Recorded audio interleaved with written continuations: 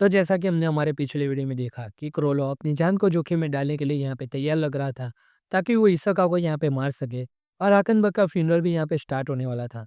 बहुत सारे लोग यहाँ पे हाकनबक की डेथ के लिए यहाँ पे मौन करने आए हैं, बिना ये जाने कि उसके डीवीएस बॉडी स्वैपिंग प्लान्स क्या है। ये सिर्फ उन लोगों का 12th दिन है और हाकनबक की बॉडी पता नहीं कैसे एक बहुत ही लंबे स्टेयरकेस के ऊपर ली जा रही है और क्यों वो भी नहीं जानते। लेकिन अब वो गैंग ने 30 मिनट से बॉक्सेन के बारे में कुछ नहीं सुना और उन्होंने ये डिसाइड किया था कि अगर कुछ अनयूजुअल लगे तो एक दूसरे को यहाँ पे वो लोग रिपोर्ट करेंगे। ओरिजिनली हाई फैमिली को ढूंढने का काम कर रहे थे as a part of series group, but अब उन्हें ये लगता है कि वॉक्सन को किसी ने पकड़ लिया है।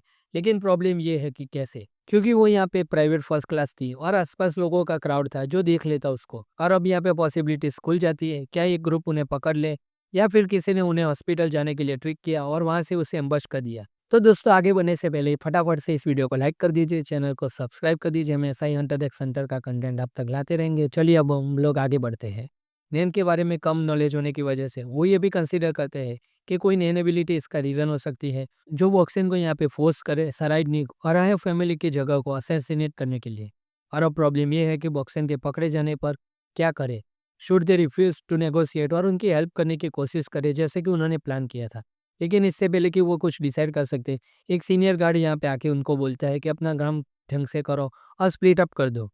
जैसे एक्सपेक्ट किया था, एक ग्रुप जो ये काम करने में सक्सेसफुल रहा और नैन का यूज कर सकता है वो था मोरेना का ग्रुप। बॉक्सन कूटती है मोरेना के सामने और उनके पीछे दो गार्ड होते हैं। मोरेना यहाँ पे जल्दी क्लियर कर देती है कि वो चाहती है कि बॉक्सन उसकी टीम में हो। और अब ये बात ऑब्वियस हो चुकी है कि बॉक्सन ही वही इंसान है जिसको मोरेना ढूंढ रही थी और उसकी टीम को उसने इसी काम पे लगाया था। याद है ना, उन्होंने पहले मेंशन किया था कि उन्हें एक स्पेसिफिक नैन एबिलिटी वाले इंसान की जरूरत है। अब प्रॉब्लम ये है कि बॉक्सन समझ नहीं पा रही कि उन्होंने उन्हें पकड़ा कैसे। और यहाँ पे बॉक्सन के पास उसको अपने आप डिफेंड करने के लिए कोई वेपन भी नहीं है। इसीलिए वो अभी मोरेना का ऑफर एक्सेप्ट नहीं करना चाहेगी। लेकिन जितना टाइम वो ये सब समझाने में लगेगी उतना ही ज़्यादा चांस है कि मोरेना की टीम उसको फोर्स करे बॉक्सिंग को ज्वाइन करवा ले।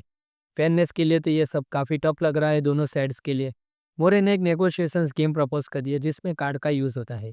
स्टेक्स काफ़ी हाई है क्योंकि अगर बॉक्सन हार जाए या क्विट करे तो वो अपनी फ्री विल कंप्लीटली खो देगी। उसे सिर्फ यस या नो बोलने का ऑप्शन बचेगा।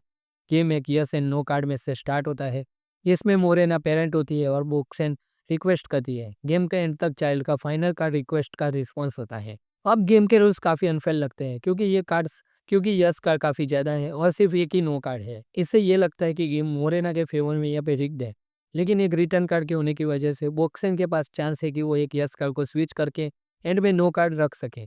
और यहाँ पे एक जोकर कार्ड भी है जो मुझे पहले लगता था कि किसी एक्सटर्नल पर्सन शायद इसोका को रिफर करता है। ये जोकर कार्ड किसी भी रिस्पॉन्स में बदल सकता है, यस या नो। लेकिन बॉक्सन यहाँ पे कहती है कि ये गेम सिर्फ फेयरनेस का इल्यूजन क्रिएट करने के लिए है, क्योंकि मोरेना क्लियरली नो एक्सेप्ट करने के मूड में नहीं लगती यहाँ पे। मेरा तो यहाँ पे पर्सनल ओपिनियन ये है कि मोरेना उसे तब तक वही रखेगी जब तक वो यस नहीं बोलती। और फिर एक और कार्ड सामने आता है जिसमें सिर्फ एक एक्स होता है। ये कार्ड का मतलब है कि बॉक्सन जवाब देने से मना कर सकती है और मोरेना प्रॉमिस कर दी है कि वो उसे फोर्स नहीं करेंगे आंसर देने के लिए और उसे बिना किसी कॉन्सिक्वेंसेस के यहाँ पे जाने भी देगी। लेकिन क्या दोस्तों, हम यहाँ पे इस माफिया लेडी के ऊपर ट्रस्ट कर सकते हैं जो शायद यहाँ पे उसके पहले बॉस को मार चुकी है? क्या पता उसने इसी तरह गेम का प्लान कर रखा हो कि वो सारी चीज़ कंट्रोल कर पाए। फिर भी एक्स आउटकम तभी काम करेगा जब ऑक्शन गेम्स उसकी कार्ड के साथ एंड करे, ना कि किसी यस और नो के कार्ड के साथ। गेम कितना भी फेल लगे, मोरेना के पास कार्ड्स को अपने फेवर में मैनिपुलेट करने के लिए तरीके हैं। ये इल्यूजन क्रिएट करने की रिस्पॉन्स में नो में बदल सकते हैं। अपने कार्ड्स में एक ट्रिक है। अब तक गेम्स बॉक्सन के लिए बेस्ट इंटरेस्ट में लगता है, लेकिन असली में ये बिल्कुल भी वैसा नहीं है। ये सारी चीज़ें तब तक मैटर करती है जब तक बॉक्सन गेम के दूसरे हाफ के रूल्स नहीं समझती जो पेरेंट कार्ड से यहाँ पे जुड़े हुए हैं। और एक बात, मोरेना चाइल्ड के कार्ड्स को सिलेक्ट करे उन्हें ग्रेवयार्ड में भेज सकता है। इसका मतलब ये है कि अगर बॉक्सन ने जोकर या नो कार्ड को एंड एंड तक बचा के रखा तो शायद वो इतना दूर ना पहुंच पाए इवन विथ रिटर्न कार्ड। और ये भी पॉसिबल है कि अगर बॉक्सन डायरेक्टली नो बोले तो उसका फिजिकल टॉर्चर हो जो इसे यस बोलने पर मजबूर कर देगा यहाँ पे। एक चीज़ और जो यहाँ पे बॉक्सन कंसिडरेट नहीं कर रहे वो ये है कि कितने सारे हेली मेंबर्स यहाँ पे गेम के आसपास में बैठे हुए हैं। ये कार्ड्स को दोनों साइड से देख सकते हैं और मोरेना को डिसाइड करने में हेल्प कर सकते हैं कि उसके फेवर में क्या जाएगा। मोरेना के कार्ड्स यहाँ पे इंक्लूड करते हैं पर्पस, यानी बॉक्सन को अपने ग्रुप में शामिल करने का गोल। मोरेना जरूरत पड़ने पर यह एक्सप्लेन करने को भी रेडी है। पावर, ये एक कार्ड यूजफुल टूल है उसके लिए जो नेम जानते हैं, क्योंकि मोरेना अपनी एबिलिटी एक्सप्लेन करेगी यहाँ पे। लेकिन एक बिगिनर के लिए जैसे बॉक्सन, मोरेना शायद अपने पावर का आधा ही हिस्सा बताए और कोई क्वेश्चन ना करे। मोरेना यहाँ पे क्लेम करती है कि वो इस मामले में डिसाइडफुल नहीं होगी, लेकिन वो इन्फॉर्मेशन विथहोल्ड कर सकते हैं यहाँ पे। क्वेश्चन, ये कार्ड बॉक्सन के पास होता है तो एबिलिटी और पर्पस के अलावा किसी भी चीज़ के बारे में सवाल पूछ सकती है वो यहाँ पे। लेकिन अगर बॉक्सन लूप होल्स ढूंढने में एक्सपर्ट नहीं है तो वो क्यू कार्ड होने पर भी बाकी सब नहीं समझ पाएगी यहाँ पे। माइंडफुल गेम्स यहीं ख़त्म नहीं होते दोस्तों। मोरेना सिर्फ 3 क्वेश्चन का जवाब देगी और ये आंसर यहाँ पे ज़्यादा कन्फ्यूजन या पॉसिबली क्रिएट कर सकते हैं। कन्फ्यूजन इसीलिए होती है क्योंकि आंसर में से एक यस और नो दोनों है। दूसरी तरफ क्वेश्चन बी कार्ड का यूज़ एक कन्फ्यूजन आंसर को क्लेरिफाई करने के लिए किया जा सकता है, पर यह सिर्फ क्वेश्चन ये कि फाइनल क्वेश्चन के लिए काम आ सकता है। ये बॉक्सन को फोर्स करती है कि वो अपने सबसे इंपॉर्टेंट क्वेश्चन को एंड के लिए रखे, जिससे मोरेना यस या नो में रिप्लाई करे और आंसर अनक्लियर बन जाए। हर कार्ड का एक प्रीवियस इश्यू का काउंटर है, पर यह ज़्यादा कॉम्प्लेक्सिटी को सामने ले आता है। रूल्स ऑफ गेम से यहाँ पे ये ज़्यादा इंपॉर्टेंट है कि बॉक्सन को ये पता होना कि मोरेना पूरा टाइम ट्रूथफुल होगी या नहीं। अपनी ट्रेनिंग की वजह से बॉक्सन को लगता है कि वो मोरेना का बिहेवियर को समझ पाएगी कि वो झूठ बोल रही है या नहीं। मोरेना यहाँ पे एक इंटरेस्टिंग टॉपिक उठाती है कि कैसे अलग अलग कल्चर में नेगेटिव क्वेश्चन का रिस्पॉन्ड करते हैं।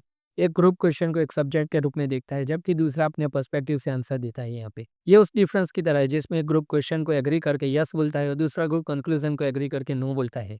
योको टानी जो एली फैमिली का मेंबर है, अपने बैकग्राउंड की वजह से ये चीज़ फॉलो करता है। ये लोग अपने ग्रुप को ज़्यादा वेलकमिंग और रिलेटेबल दिखाने के लिए एक और प्ले कर सकते हैं जिसे वॉक्सन उन पे ज़्यादा भरोसा करे। लेकिन दूसरी तरफ वॉक्सन इस गेम को एक इंटरव्यू के रूप में देखती है, क्या वो उनके फैमिली के लिए फिट होगी या नहीं। मोरेना से आंसर मिलता है, उसका जवाब वॉक्सन के लिए एक बुरी फीलिंग छोड़ता है। मोरेना के अंदर हमेशा से कुछ ऑफ पुटिंग और डेडली सा लगता है यहाँ पे। वॉक्सन यहाँ पे मोरेना के अंदर एक स्ट्रांग गुस्से को स्पॉट करती है, पर ये समझने में वो फेल होती है कि ये कहाँ से आ रहा है। माना जाता है कि ये गुस्सा उसके सक्सेशन कंटेस्ट से एक्सक्लूजन की वजह से है, या फिर इसके लिए कि वो एक लेजिटिमल प्रिंस नहीं मानी जा रही है यहाँ पे। जबकि उसका मानना यह है कि ये उसका हक बनता है। जितना ये गेम लगता है जिसमें मोरेना अपने मेंबर्स या नैन एबिलिटी का यूज़ करके चीट कर सकती है, वॉक्सन उसकी पर्सनालिटी और फैमिली को देखकर समझती है कि वो यहाँ पे चीट नहीं करेगी। फिर भी कोई भी लेवल के करीब नहीं है और उसका एब्सोल्युटली अथॉरिटी है सब कुछ कंट्रोल करने का यहाँ पे। पर एक और कार्ड बचा है, कार्ड डी। ये कार्ड डी यहाँ पे एक डील को रिप्रेजेंट करता है, जिसमें वॉक्सन एक फेवर के लिए एग्री करेगी ताकि ये कार्ड ग्रेवयार्ड से वापस ला जा सके। दूसरे गेम्स के अपोजिट यहाँ पे वॉक्सन की अनरीजनेबल रिक्वेस्ट को मना कर सकती है। यहाँ पे वो हर चीज़ एक्सप्लेन हो चुकी है और स्ट्रेस के साथ गेम शुरू होने का वक्त आ गया है दोस्तों।